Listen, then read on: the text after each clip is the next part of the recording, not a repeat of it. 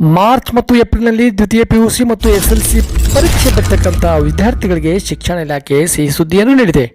ಪರೀಕ್ಷೆಯಲ್ಲಿ ಒಟ್ಟಾರೆ ಕನಿಷ್ಠ ಅಂಕಗಳನ್ನು ಗಳಿಸುವ ಎಸ್ಎಲ್ಸಿ ವಿದ್ಯಾರ್ಥಿಗಳಿಗೆ 10% ಹಾಗೂ ಪಿಯುಸಿ ವಿದ್ಯಾರ್ಥಿಗಳಿಗೆ 5% ಕೃಪಾಂಕಗಳನ್ನು ಈ ವರ್ಷವೂ ನೀಡಲು ಕರ್ನಾಟಕ ಶಾಲಾ ಪರೀಕ್ಷಾ ಮತ್ತು ಮೌಲ್ಯ ನಿರ್ಣಯ ಮಂಡಳಿ ನಿರ್ಧರಿಸಿದೆ. ಕೊರೋನಾ ಕಾರಣದಿಂದ 2020ರಲ್ಲಿ ಪರೀಕ್ಷೆ ನಡೆಸಿರಲಿಲ್ಲ. 2021ರಲ್ಲಿ ಎಲ್ಲರನ್ನೂ ಪಾಸ್ ಮಾಡಲಾಗಿತ್ತು.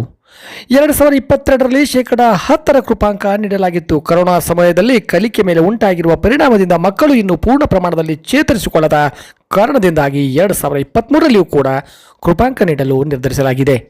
2019ರವರೆಗೆ 5% ಕೃಪಾಂಕಗಳನ್ನು ಮಾತ್ರ ನೀಡಲಾಗುತ್ತಿತ್ತು.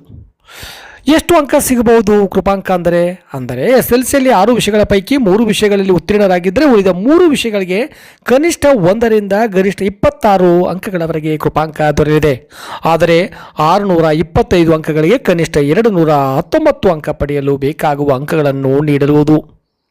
100 ಅಂಕಗಳ ಪರೀಕ್ಷೆಯಲ್ಲಿ 20 ಅಂಕಗಳು ಮೌಖಿಕ ಹಾಗೂ 80 ಅಂಕಗಳು ಲಿಖಿತ ಪರೀಕ್ಷೆ ನಡೆಸಲಾಗುತ್ತದೆ.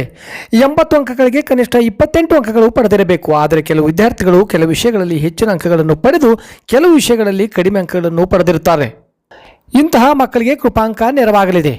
ಉತ್ತೀರ್ಣರಾಗಲು ಕನಿಷ್ಠ 60 ಅಂಕಗಳನ್ನು ಪಡೆದಿರುವ ವಿದ್ಯಾರ್ಥಿಯನ್ನು ಅನುತ್ತೀರ್ಣ ಮಾಡಬಾರದು ಎಂಬ ಉದ್ದೇಶದಿಂದ ವಿದ್ಯಾರ್ಥಿ ಸ್ನೇಹಿಯಾಗಿ ನಿಯಮ ರೂಪಿಸಲಾಗಿದೆ. ಇದೇ ರೀತಿ ದ್ವಿತೀಯ ಪಿಯುಸಿಯಲ್ಲಿ ಕೂಡ 600 ಅಂಕಗಳಿಗೆ ಕನಿಷ್ಠ 210 ಅಂಕಗಳನ್ನು ಪಡೆದಿರುವ ವಿದ್ಯಾರ್ಥಿಗಳಿಗೆ 2 ವಿಷಯಗಳಲ್ಲಿ 5%ರಂತೆ ಅಂದರೆ ತಲಾ 5 ಅಂಕ ಸೇರಿ ಗರಿಷ್ಠ 10 ಅಂಕಗಳನ್ನು ನೀಡಬಹುದಾಗಿದೆ. ಇದರಿಂದ ಕಳೆದ ಸಾಲಿನಲ್ಲಿ ಸುಮಾರು 40,000 ವಿದ್ಯಾರ್ಥಿಗಳಿಗೆ ಅನುಕೂಲವಾಗಿದೆ.